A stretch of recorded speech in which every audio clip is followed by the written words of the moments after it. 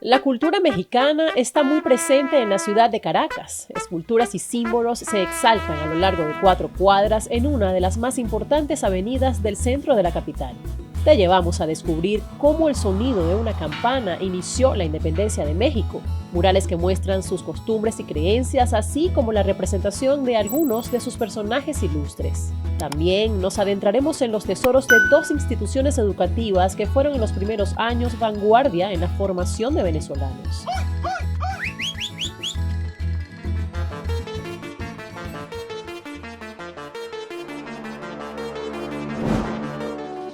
Avenida México es el nombre que recibe una arteria vial del municipio Libertador al oeste del Distrito Metropolitano de Caracas. Esta amplia vía de transporte conecta la Avenida Universidad cerca de la Plaza Parque Carabobo con la Avenida Libertador a la altura del Hotel Alba Caracas. Para el siglo XIX, este sector formó parte de los terrenos que pertenecían a la Hacienda La Guía. Para finales de 1930, el límite este de Caracas era precisamente el Parque Sucre, conocido por los caraqueños como Los Caobos. Sabana Grande, el poblado más cercano, era una parroquia foránea. En 1935 se concluye la construcción del Museo de Bellas Artes, cuyo estilo Art Deco del arquitecto Carlos Raúl Villanueva daría esplendor a la zona, y se fue modificando el entorno.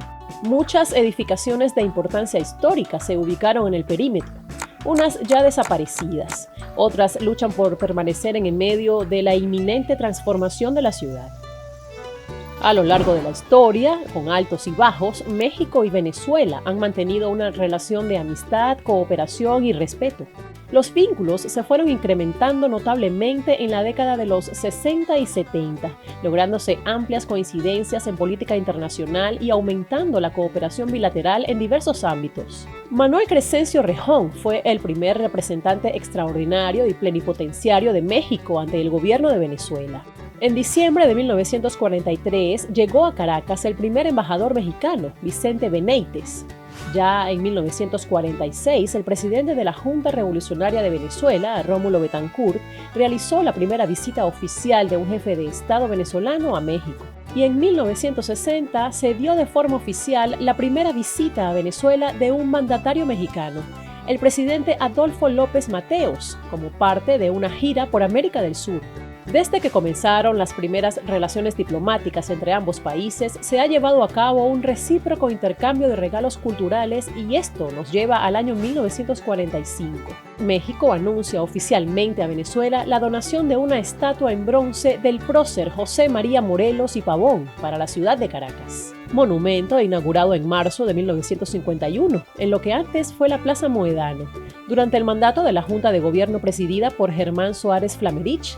Morelos fue un sacerdote, militar insurgente y patriota mexicano, artífice de la segunda etapa de la Guerra de Independencia Mexicana. Sus acciones contribuyeron de manera decisiva a la realización del Congreso de Chilpancingo el 13 de septiembre de 1813, que redactaría la primera constitución del país, decretaría la independencia de América Septentrional y la abolición de la esclavitud.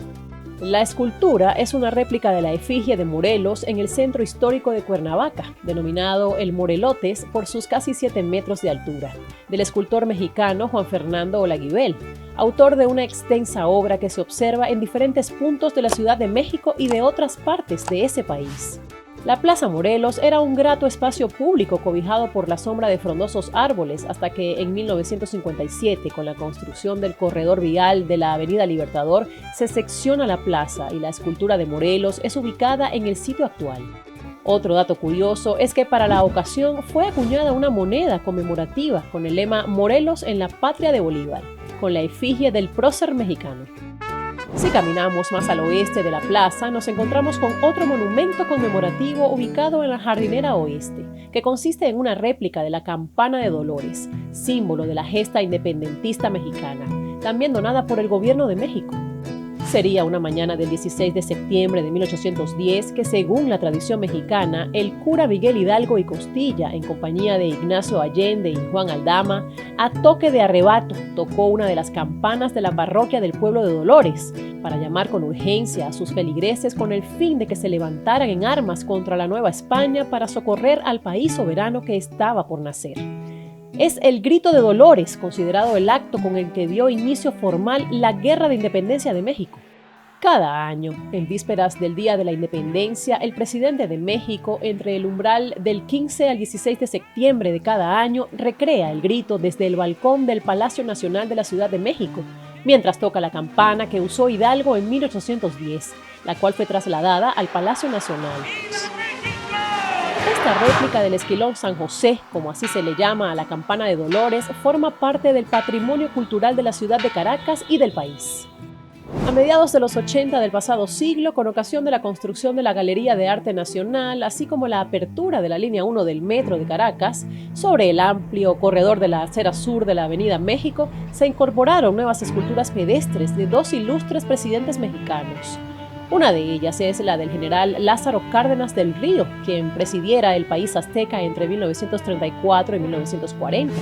Impulsor de un lúcido y determinado proyecto nacional y una política nacional independiente, defensor de la soberanía de México sobre sus recursos naturales, expropiando la industria petrolera. La segunda estatua está hecha en piedra volcánica y colocada sobre un basamento de mármol rojo.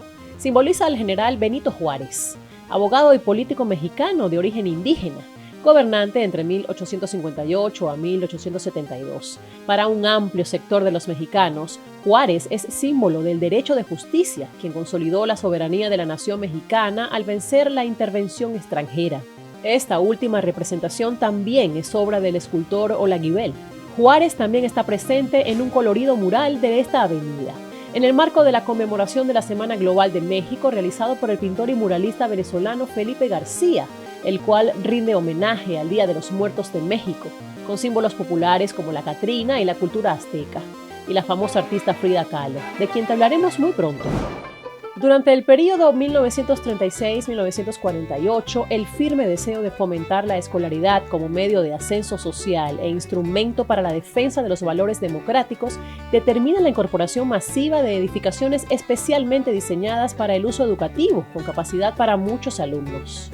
En estas escuelas se mezclan armónicamente los estilos históricos neocolonial, el Art Deco y el moderno, entre aulas, talleres, laboratorios y bibliotecas, adecuados espacios para la salud, la alimentación, la cultura y el encuentro con las comunidades.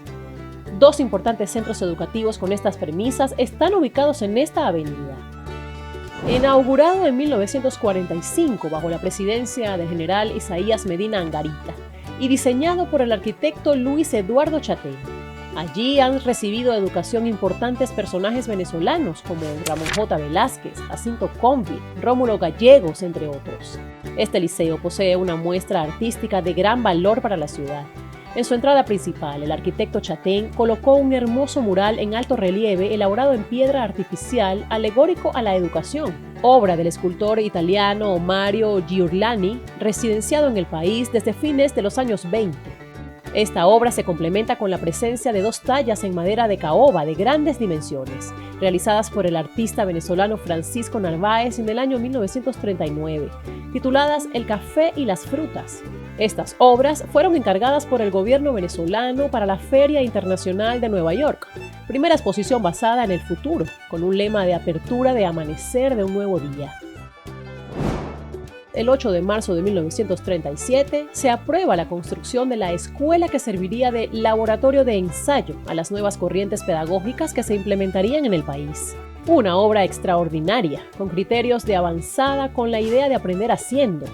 Aulas modernas, laboratorios, comedores, enfermería, huertos escolares donde se enseñaba a sembrar y cosechar y hasta una pequeña imprenta para el periódico del colegio. La Escuela Experimental Venezuela, declarada Bien de Interés Cultural de la Nación por su valor histórico, posee una colección que consta de varias obras. Entre ellas destaca la obra Relieve de la Enseñanza de Ernesto Maragall, un gran trabajo artístico en piedra donde representan nuestras etnias autóctonas realizando faenas. Para nuestra sorpresa, descubrimos que este emblemático colegio también evoca la historia mexicana, al poseer dos bustos vaciados en bronce que se ubican al lado izquierdo del Patio de las Américas. Allí nos volvimos a encontrar con Benito Juárez y a su lado la figura de su esposa Margarita Maza de Juárez, quien acompañó firmemente la causa de su esposo. Aunque no hallamos registros sobre cómo llegaron o cuándo fueron colocados estos bustos en esta institución, sin duda ambas se suman a la valiosa presencia de México en esta avenida.